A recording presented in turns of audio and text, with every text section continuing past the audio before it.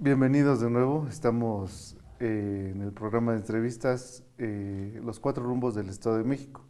El día de hoy vamos a entrevistar a Julieta Valentino, quien en el municipio de Chimalhuacán se encarga del tema de medio ambiente. Un tema muy importante para todo el Estado de México y que tiene mucha valía, que le debemos de dar mucha importancia, porque no solo atiende las necesidades del municipio, sino de toda la zona metropolitana de la ciudad y del Estado de México. ¿Cómo estás, Julieta? Muy bien, muchas gracias, Julio, por la invitación. Bueno, pues queríamos platicar contigo sobre qué afectaciones ambientales se viven en Chimalhuacán. Pues Chimalhuacán es un municipio muy afectado por el crecimiento de la Ciudad de México. En los años 80 se empieza una sobrepoblación, no sobrepoblación todavía, más bien un crecimiento exponencial de la población. Entonces en los 70 más o menos éramos 20,000, para los 80 sube a 60 y tantos mil, se triplica otra vez en los 90 y entonces pues estamos hablando de que ahora somos casi 1,000,000 de habitantes en Chimalhuacán. Entonces, imagínate, pues era una zona, pues básicamente lacustre, era una zona verde, un área verde, un área también desecada del lago. No había tanta población y tampoco había pues las afectaciones que ahora tenemos, ¿no? Que son contaminación, pérdida de la biodiversidad y algunos otros que se han ido sumando con los años, como es el cambio climático. Vamos a hablar un poquito de la historia del municipio, Uh-huh. y vamos a tener que tocar a una organización famosa de manera infame, que son los antorchistas. Uh-huh. ¿Qué, ¿Qué fue lo que sucedió? ¿Cómo fue que se dio esta sobrepoblación en un municipio rural prácticamente en los 80s? Uh-huh. ¿Qué papel jugaron ellos? ¿A qué se enfrenta un gobierno de la transformación del legado que dejaron estos personajes? Sí, como bien lo señalas, pues es básicamente Antorcha Campesina, pues representa a muchas organizaciones que le precedieron en Chimalhuacán, pero que se lleva al límite todos los abusos que cometió, ¿no? Uno de ellos, pues, fue que al ver que había mucho espacio, pues, parecía abandonado, ¿no? Lo que te platico, pues, el área desecada, las áreas que estaban, pues, eran agrícolas, pues muchos empezaron a ver esto como un lugar en donde se podían instalar viviendas, se podía vender a bajo costo, ¿no? A bajo costo porque pues básicamente se apoderaban de los territorios. También algunos pobladores vendieron sus propiedades al ver que pues estaba vendiendo por estos fraccionadores, les llamaban antes. Y entonces, bueno, ahí empieza a haber como un auge de distintos personajes que llegan al municipio y que empiezan a ver esto como pues una forma fácil de ganar dinero, ¿no? Es decir, engañan a los pobladores o se entran en acuerdos, parece, con el gobierno de aquel entonces y con otros gobiernos, pues arriba de ellos, ¿no? Los que estaban también. Y entonces empiezan a tener esta visión de vamos a vender, ¿no? A hacernos de tierras, a como de lugar. Y bueno, y Antorcha Campesina, pues uno de los movimientos que ha sido pues más voraces en cuanto a los movimientos clientelares, ¿no? Llega con la idea de, pues no solo vamos a tener el territorio, sino vamos a gobernar, vamos a ideologizar, porque pues llegan con esta idea de, pues somos un cambio, somos el movimiento Revolucionario mundial. revolucionario, ¿no? Ya sabes, con todo esto de que empiezan a abrir escuelas antorchistas, a convencer a las personas de que pues ellos son como, pues, digamos, una forma de salir de la pobreza, ¿no? Porque también hay que decir que Chimalhuacán, pues mucha de la población que llega, pues era la población que no puede comprar un lugar en la Ciudad de México, ¿no? Entonces, pues al verse sin posibilidades, pues va a un lugar en donde pues le ofrecen que a cambio de ser golpista o de ser de ir a las marchas, pues le van a dar un lugar en donde vivir. Entonces, pues esa es la moneda de cambio de Antorcha, la propiedad. Y pues lamentablemente eso pues ocasiona muchísimos problemas ambientales, ¿no? Que no se tiene una planeación, que no se piensa en un área verde que se quede para los pobladores, para ellos mismos, sino que todo, incluso las áreas de donación, comienzan a venderse. Y hoy tenemos que pues, los camellones invadidos, pues ya te imaginarás que Chimalhuacán es un problema, como muchos municipios del Estado de México, que atraviesa pues por esta política neoliberal, ¿no? Que pues nos ha llevado a esto. 21 años de antorchismo ya nos dejaron con todos los problemas, con todos los que te puedas imaginar en el municipio. Sí, había que hacer hincapié en que Antorcha Campesina en el año 2000 sube al poder en Chimalhuacán. Su líder nacional es quien funge como presidente municipal después de una matanza de más de 20 personas, por la cual otros grupos de la zona fueron enjuiciados y él nunca lo fue. Aún en la última elección municipal en Chimalhuacán, ellos trataron de competir con la candidata de la Cuarta Transformación, la cual afortunadamente ganó. Y estamos viendo ahora un nuevo proceso de transformación dentro del municipio. ¿Nos pudieras platicar cuál es esta nueva visión que se tiene dentro del municipio de Chimalhuacán para atender las necesidades ambientales, de salud, de seguridad, vinculadas al medio ambiente para los que viven en Chimalhuacán?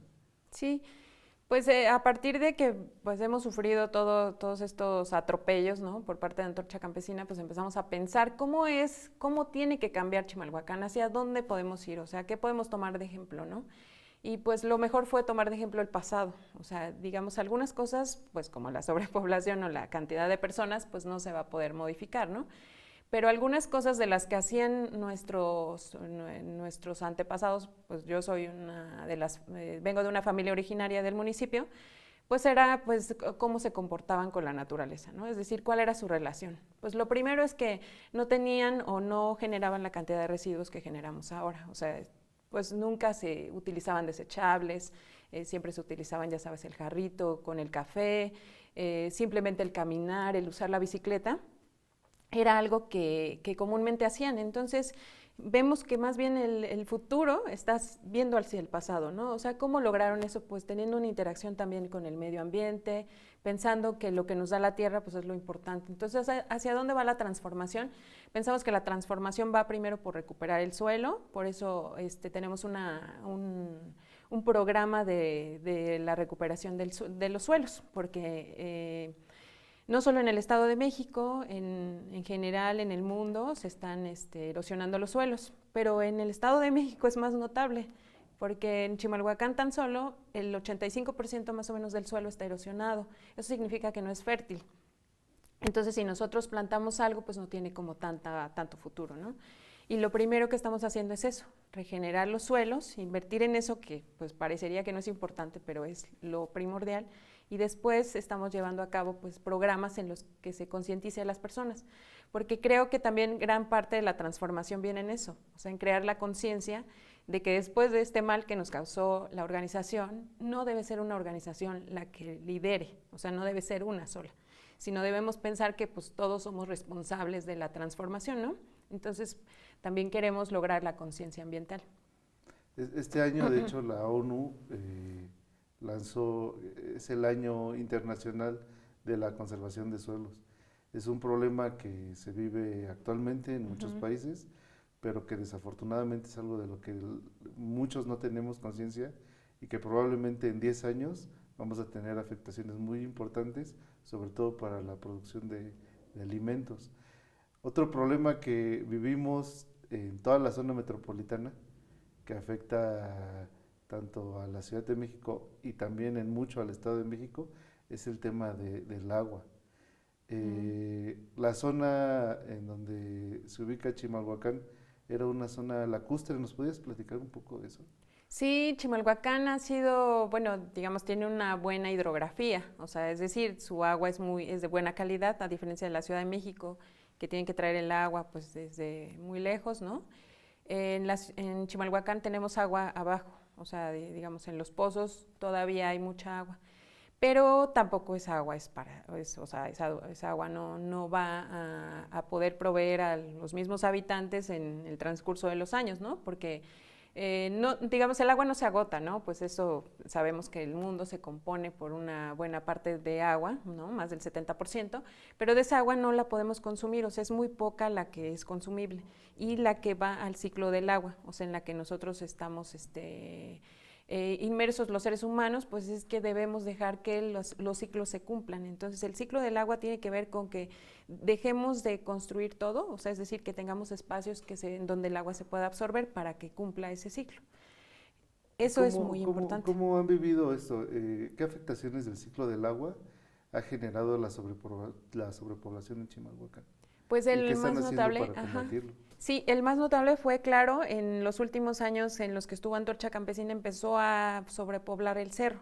Era un área en donde, pues, digo, no solo el programa de ordenamiento territorial, sino las leyes nacionales, la ley de aguas, dice que no se puede construir precisamente para recargar, ¿no? Para hacer esta recarga de aguas. Entonces, dejaron o permitieron que se construyera y entonces pues esto afectó muchísimo, tanto que hace algunos años en Chimalhuacán hubo una lluvia muy fuerte, de estas que les decimos atípicas, y esta ocasionó la muerte de, no me acuerdo si 2 o 3 personas, no quiero ser inexacta con eso, pero ocasionó la muerte de personas, porque pues se los llevó el agua, o sea, lo que hace es que ya no, el agua no tiene en dónde recargarse arriba, y pues básicamente barre con todo lo que esté a su paso, ¿no? Es una cascada inmensa. Entonces, lo que pasó en este tiempo, pues es que básicamente no se dejó la recarga. ¿Qué es lo que se está haciendo? Bueno, lo que se está haciendo primero es darle mantenimiento a los pozos, porque algunos pozos proveen de agua, pero pues esta agua hay que ver de dónde se saca, ¿no? O sea, es decir, es invertir otra vez en la infraestructura que durante años nos engañaron que se estaba haciendo, porque decían, se está construyendo un pozo, pero ese pozo resulta que se construía con materiales inadecuados, hay lugares en donde hemos encontrado que el agua está contaminada y entonces hay que cerrar el pozo para volver a poner la tubería, ¿no?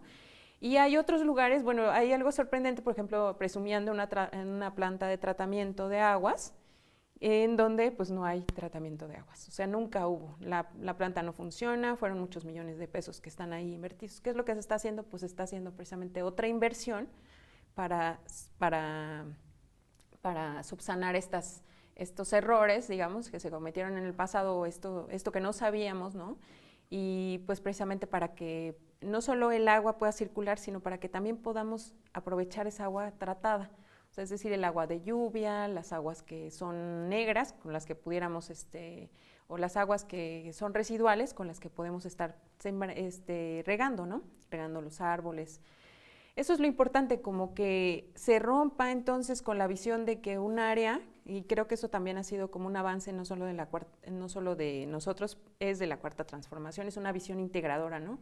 En la que el gobierno no es que alguien tenga esta área y pues solamente sea de esa área, sino que esa área tiene que ver con una visión integradora, o sea, en donde la educación, por ejemplo, pues tiene que comprender el medio ambiente, tiene que comprender los valores civiles y tiene que también hacer una función de todas, ¿no? Entonces, todas las áreas al integrarse, o sea, al tener esta visión entonces de que todos somos un equipo, me parece que es como se está logrando este cambio. Ese actuar de la CAEM se reproduce en muchos municipios. El hecho de que el gobierno del estado, cuando son gobiernos priistas, invierte en poder generar pozos, en poder generar plantas de tratamiento, y a la mera hora nos hacen responsables de que no funcionen. Algo parecido hubiera pasado si se hubiera construido el aeropuerto. Hay una relación directa con el aeropuerto que afortunadamente no se construyó, con Chimalhuacán y con la Ciudad de México. ¿Nos pudieras hablar al respecto? Sí, afortunadamente ese proyecto, bueno, que lo veía desde que lo vimos, pues fue sorprendente, ¿no? ¿Cómo cómo quieren hacer aquí un área industrial? Porque además esa fue la idea, ¿no? Dijeron centro, todavía se llama así porque no le han cambiado el nombre, pero es el Centro de Rehabilitación Ambiental del Oriente del Estado de México, ¿no? CERAO le pusieron. Entonces, decían que a través de un área industrial se iba a modificar el medio ambiente del municipio, ¿no?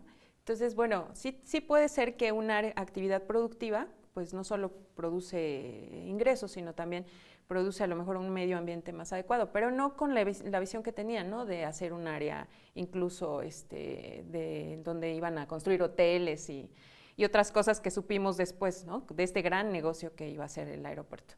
Entonces, en ese momento, fíjate, les da el gobierno federal, el gobierno de entonces Peña Nieto, le dona al municipio 200 hectáreas para hacer este centro de rehabilitación. en donde, bueno, ya supimos que lo que iban a hacer es llevar distintas fábricas. Y entonces les iban a dar, ya habían quedado los permisos de construcción, iban a hacer una zona de viviendas en un área en donde pues todo se va a inundar, ¿no? Que estaba cercana al aeropuerto, entonces pues imagínate la plusvalía de ese terreno. Se lo dona y entonces con esas 200 hectáreas se planeaba hacer este centro. Pero pues lo que pasaba pues es que más bien había un negocio atrás, ¿no? Como bien lo dices. No solo un elefante de estos que les gustaba mucho hacer, sino pues también era una simulación junto con el gobierno federal y el gobierno del Estado de México. Los 3 órdenes de gobierno estaban ahí. Entonces, esto hubiera afectado muchísimo no solo al medio ambiente de Chimalhuacán, sino de toda la ciudad, y yo me atrevo a decir que de todo México. Porque muchas de las aves que vienen a Chimalhuacán como aves migrantes, pues se están perdiendo. Entonces, pues esto parece algo insignificante que un ave o una especie tan solo ya no esté, ¿no? Pero en realidad rompe las cadenas.